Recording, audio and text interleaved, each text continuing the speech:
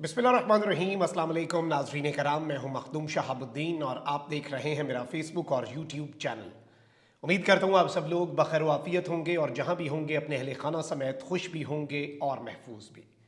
नाज़रीन कराम, इंसाफ का नया तराजू आ चुका है। रात गए काबीना का हंगामी इजलास और फिर पार्लियामेंट का अहम तरीन इजलास बुलाया गया है। आज पार्लिमान की जानिब से सुप्रीम कोर्ट के चीफ जस्टिस के पर काटने का आखिरी हरबा और आखिरी वार जो है वो भी कर दिया गया है और रातों रात बिल को मंजूर कर लिया गया है। इस सब के अंदर जस्टिस काजी फाइज ईसा को भी इख्तियारात मिल चुके हैं और अगर ये कहा जाए कि जिस इंसाफ के तराजू की मरियम नवाज बात करती आई हैं, जिस इंसाफ के तराजू के हवाले से वो एक मौक़िफ़ अपनाती आई हैं कि इस इंसाफ के तराजू के दोनों पलड़े बराबर होने चाहिए, अब वो इंसाफ का तराजू ही रिप्लेस कर दिया गया है और अब एक नया इंसाफ का तराजू लाया गया है। इस सब के अंदर क्या मामलात हैं और किस तरह से ये पूरी की पूरी सूरत हाल ये इनके अपने गले भी पड़ सकती है और जिनके हक में ये पूरे का पूरा सिनेरियो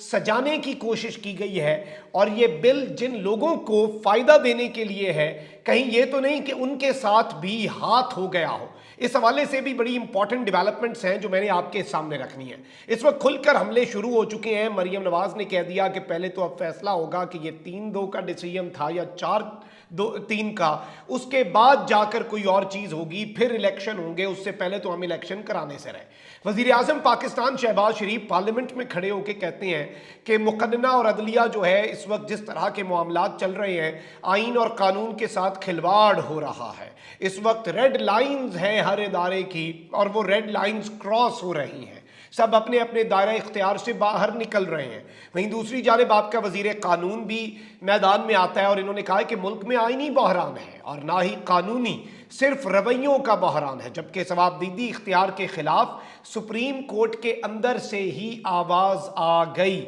मीडिया से गुफ्तगू में आजम नज़ीर तारड़ का कहना था कि वजीर आजम से मुलाकात हुई, मुशावरत का दूसरा दौर भी होगा, काबीना के इजलास में अहम तरीन सूरत हाल पर गुफ्तगू होगी। ऐसे हालात में इज्तमाई दानिश के साथ आगे बढ़ने की ज़रूरत होती है। अदलिया और पार्लियामान का अपना अपना किरदार है, कुछ काम पार्लियामेंट ने करने हैं और जारी बात है कुछ काम हैं जो सिर्फ अदलिया कर सकती है। वजीर कानून का कहना था कि काबीना में कानून साजी से मुतल्लिक भी मुशावरत होती है, मुश्तरका फैसला ही माना जाता है और इस वक्त रवैयों का बहरान है, ना आइन का बहरान है, ना कानून का बहरान है। अब ये चीज़ जो है ये एक बड़ी इंपॉर्टेंट चीज़ है और मैं समझता हूँ कि ये बड़ी ख़तरनाक भी साबित हो सकती है। हुकूमत ने चीफ जस्टिस ऑफ पाकिस्तान को मज़ा चखाने के लिए रातों रात सुप्रीम कोर्ट तरमीमी बिल 2023 की काबीना से मंजूरी ले ली, जिसके तहत सुओ मोटो का इख्तियार अब अकेले चीफ जस्टिस ऑफ पाकिस्तान के पास नहीं होगा, बल्कि चीफ जस्टिस और 2 सीनियर जजेस मिलकर फैसला करेंगे कि सुओ मोटो नोटिस लेना भी है या नहीं लेना। यानी कि 3 लोग होंगे तो ऑब्वियसली 2-1 का डिसीजन होगा या 3-0 का डिसीजन होगा, तब ही जाकर ये मामला होगा। और इस सारी की सारी सूरत हाल के अंदर ये चीज़ बड़ी इंपॉर्टेंट है कि सीनियर मोस्ट जजेस जो हैं वही फैसला करेंगे, एक अकेला चीफ जस्टिस सुओ मोटो नहीं ले सकेगा। ये एक बहुत बड़ी डेवलपमेंट है। अच्छा, अब नाज़रीन इकराम, मैं आपको ये भी बता दूं कि इस वक्त जाहिर बात है सीनियर मोस्ट जज तो आपके chief justice of Pakistan justice Umar Ata Bandial हैं। दूसरे नंबर पे सीनियर मोस्ट जज हैं जस्टिस काजी फाइज ईसा। उसके बाद आते हैं सरदार तारिक मसूद। अब ये जो 3 जज हैं, अब यानी नए मुसव्विदे के मुताबिक अब बहुत सी चीज़ें और भी हैं। सुप्रीम कोर्ट भी इसकी राह में रुकावट भी बन सकता है, सुप्रीम कोर्ट इसे उड़ा के भी रख सकता है, लेकिन जाहिर बात है मामला बहुत ज़्यादा मुतनाज़ा भी हो सकता है। अब यहाँ पर मैं आपको ये भी बता दूं कि जस्टिस काजी फाइज ईसा सीनियरिटी लिस्ट के मुताबिक 17 सितंबर 2023 को पाकिस्तान के 29th चीफ जस्टिस होंगे। अच्छा, जबकि सरदार तारिक मसूद फाइज ईसा साहब की रिटायरमेंट से पहले ही रिटायर हो जाएंगे, तो जस्टिस काजी फाइज ईसा के बाद जो अगले साल से जो अक्टूबर आएगा, जस्टिस काजी फाइज ईसा तकरीबन 1 साल चीफ जस्टिस रहेंगे। उसके बाद जस्टिस एजाजुल एहसन जो हैं वो सीनियर मोस्ट जज होंगे, ये चौथे नंबर पे हैं फिलहाल। लेकिन जहाँ तक इस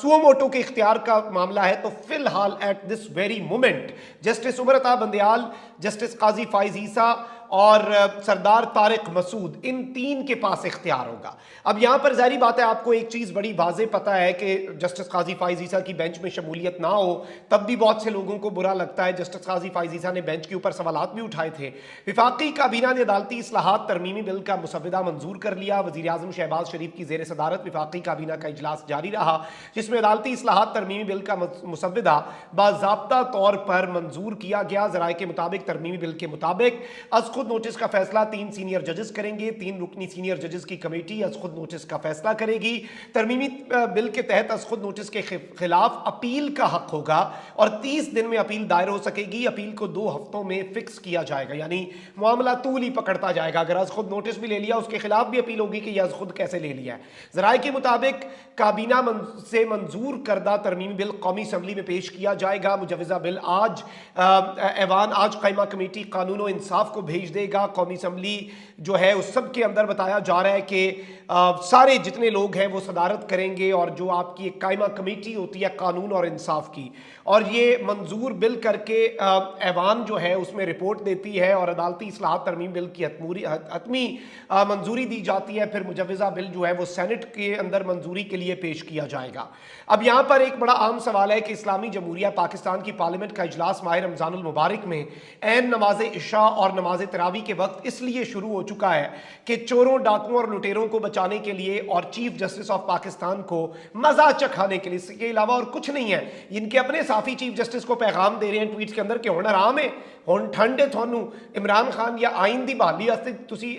कदम चुक रहे सी, तो अब आपको अपनी पड़ गई है, आपके पर काटे जाएंगे, आपको कंटेन किया जाएगा। ये आपके मुल्क के अंदर चल रहा है। और जाहिर बात है कि इस वक्त देखते ये हैं कि कानून साजी के लिए जो अफरा तफरी मचाई गई है, अभी तक तो नाज़रीन कराम ये सारी की सारी वो चीज़ें हैं जो इंपॉर्टेंट है। यहाँ पर एक और नुकता ये भी आ रहा है कि इतलात ये भी है कि ऑनरेबल सुप्रीम कोर्ट जो है उसके अंदर ये चीज़ बड़ी इंपॉर्टेंट है कि सुप्रीम कोर्ट ऑफ पाकिस्तान अपने रूल्स के अंदर क्या खुद तब्दीली करता है या ये पार्लियामेंट करती है। उसमें ये एक भी जो बहुत से लीगल एक्सपर्ट्स हैं वो कह रहे हैं कि ये जो रूल्स जिस तरह के होते हैं, जो प्रोसीजरल मामलात होते हैं कि सुओ मोटो कैसे लेना है, बेंच कैसे बनना है, बेंच की तश्कील कैसे होनी है, ये सारे का सारा मामला जो है ये सुप्रीम कोर्ट का अपना फुल कोर्ट करता है और सुप्रीम कोर्ट खुद अपने रूल्स जो हैं उनके ऊपर नजरसानी करता है। लेकिन मैं ये जाती तौर पे समझता हूं कि इस वक्त जो ये कानून साजी की जा रही है ये क्लियरली एक मैसेज है, ये क्लियरली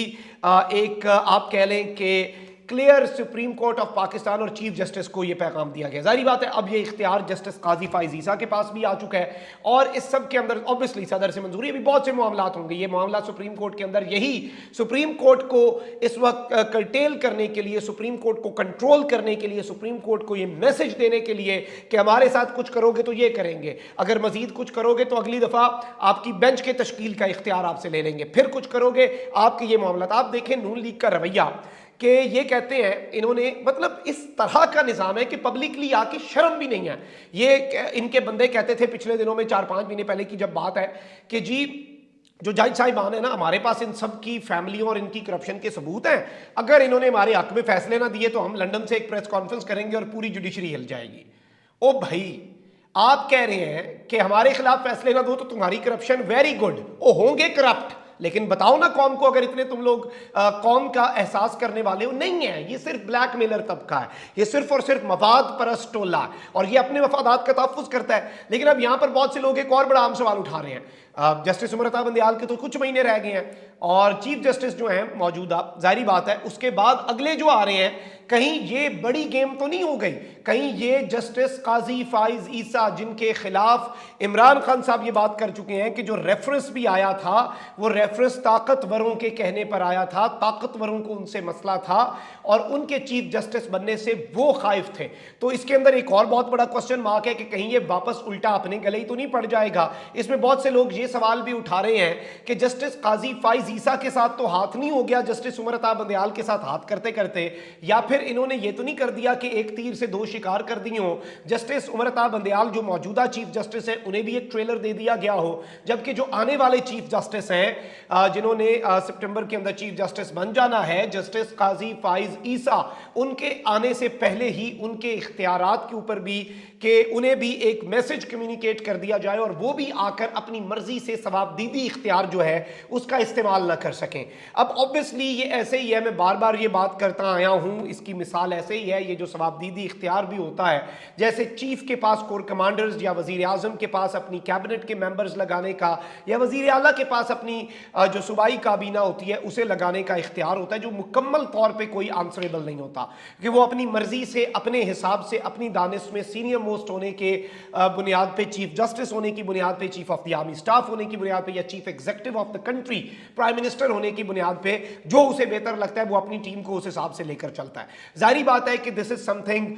वेरी बिग, और मैं ये समझता हूं कि इस सारे के सारे मामले के अंदर कुछ ऐसे नुकात भी हैं जिन्हें समझना है, और इसमें जो इंपॉर्टेंट चीज है वो ये है कि मरियम नवाज हमेशा से इंसाफ के तराजू के ऊपर, मौजूदा चीफ जस्टिस के ऊपर उन्होंने बेंच फिक्सिंग का इल्जाम लगाया, फिर उन्होंने कहा कि पहले इंसाफ के तराजू के पलड़े बराबर होंगे, आज फिर इन्होंने नया इंसाफ का तराजू, अब इनके अपने हामी पता है क्या कह रहे हैं, कह रहे हैं कि जी बेहतरीन काम हो गया, आज की पीटीआई को हराने के लिए 90 वाली नून लीग वापस आ चुकी है, यही उसका मुकाबला कर सकती है। भाई आप तो अदलिया पे चढ़ दौड़े हैं, आप तो पीटीआई पे नहीं चढ़ दौड़े, अवाम ने तो उस मामले में आपको कुछ करने नहीं देना, और ये सिर्फ और सिर्फ वही रविश, और आप देखें कि ये वो नाम निहाद साफ़ी हैं मरियम के वजीफा खोर, और मरियम के ये जारी बात है कि जो उनके ये तबका मलामतिया के मुबैना साफ़ी ये क्या कह रहे हैं कि जी अब बेहतरीन खेल होगा, अब ये होगा, यानी इस मुल्क के अंदर आइन और कानून की धज्जियां, इस मुल्क के अंदर ऑनरेबल चीफ जस्टिस जो हैं उनके ऊपर क्लियर, मैं समझता हूँ अदालती इस्लाहात होनी चाहिए। मैं चले इस बात पे भी इत्तफाक करने के लिए तैयार हूँ